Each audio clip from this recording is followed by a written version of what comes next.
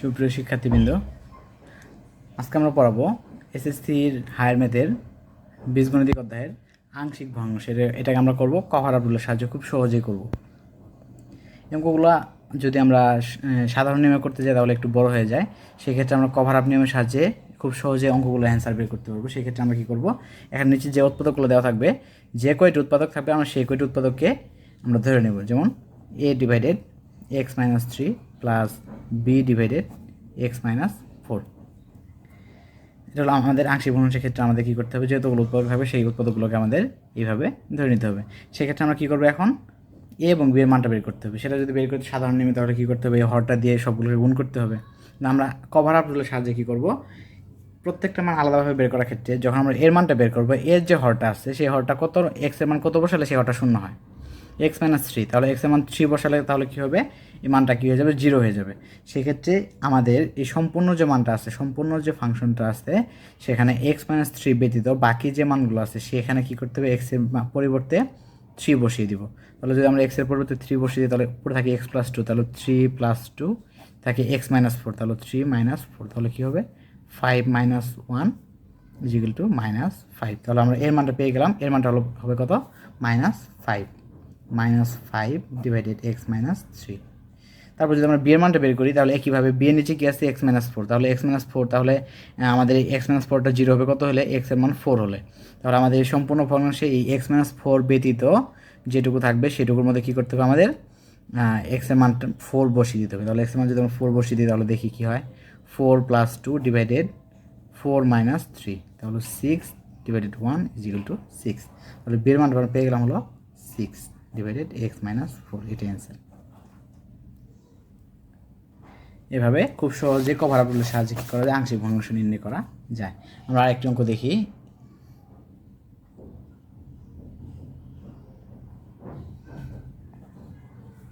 X square minus 9x minus 6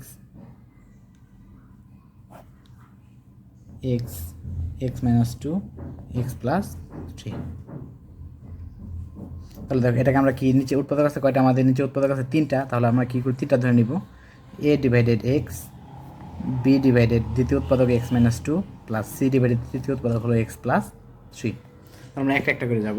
প্রথমত এ এর নিচে কি আছে, শুধু এক্স আছে, তাহলে এক্স এর মান কত বসালে এটা 0 হয়ে যায়, এক্স এর মান 0 বসালে 0 হয়ে যায়। তাহলে সম্পূর্ণ উৎপাদকে এই এক্স ব্যতীত বাকি যে মানগুলো আছে সেগুলোতে কী করতে হবে, 0 বসিয়ে দিতে হবে। তাহলে আমরা বসিয়ে দেখি কী হয়, এক্স এর মান 0 মাইনাস 0 মাইনাস 6, নিচে কী হবে 0 মাইনাস 2 0 প্লাস 3, তাহলে কী হয় মাইনাস 6, নিচে হলো 3 আর মাইনাস 2 মাইনাস 6, তাহলে হবে কি শুধু 1। তাহলে আমরা পেয়ে গেলাম এর মানটা হবে কি 1 ডিভাইডেড এক্স। তারপর বি এর মানটা যদি আমরা বের করি তাহলে কী হবে, একই নিয়মে নিচে কী আছে এক্স মাইনাস 2, এটা এক্স এর মান কত হলে এটা 0 হয়ে যাবে, এক্স এর মান 2 হলে এটা 0 হয়ে যাবে, তাহলে এক্স এর মান 2। তাহলে এই সম্পূর্ণ ফাংশনে এই এক্স মাইনাস 2 ব্যতীত যে সংখ্যাগুলো থাকবে সেগুলোতে কী করতে হবে, এক্সের পরিবর্তে 2 বসিয়ে দিতে হবে। আমরা বসিয়ে দিই 2 whole square minus 9 into 2 minus 6, নিচে কী হবে 2 ইন্টু এক্স প্লাস 3, তাহলে 2 প্লাস 3, তাহলে কী হয় 2 হোল স্কোয়ার 4 মাইনাস 9 দুগুণে 18 মাইনাস 6, 3 2 5 5 দুগুণে 10, তাহলে কত হয়, এটা যোগ বিয়োগ করলে 18 হচ্ছে 24, 24 থেকে 10 বাদ দিলে মাইনাস 20, মাইনাস 20কে 10 দ্বারা ভাগ করলে কি মাইনাস 2।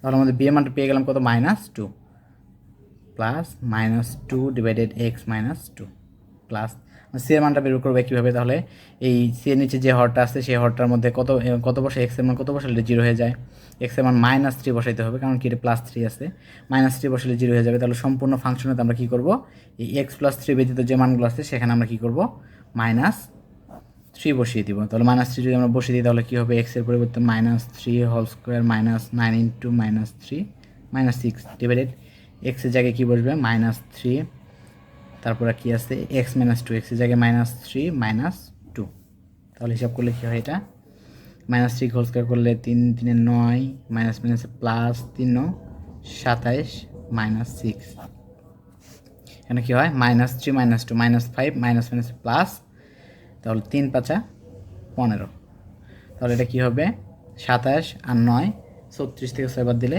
30 ভাগ 15, তাহলে কত হয় শুধু 2। তাহলে এটা কী হবে 2 এর মান পেয়ে গেলাম আমরা 2 ডিভাইডেড কত এক্স প্লাস 3। তাহলে এটাকে যদি আমরা ভাঙে নিই কী হবে 1/x প্লাস মাইনাসে minus 2 divided x minus 2 plus 2 divided x plus 3। এটাই হলো আমাদের অ্যান্সার। ধন্যবাদ সবাইকে।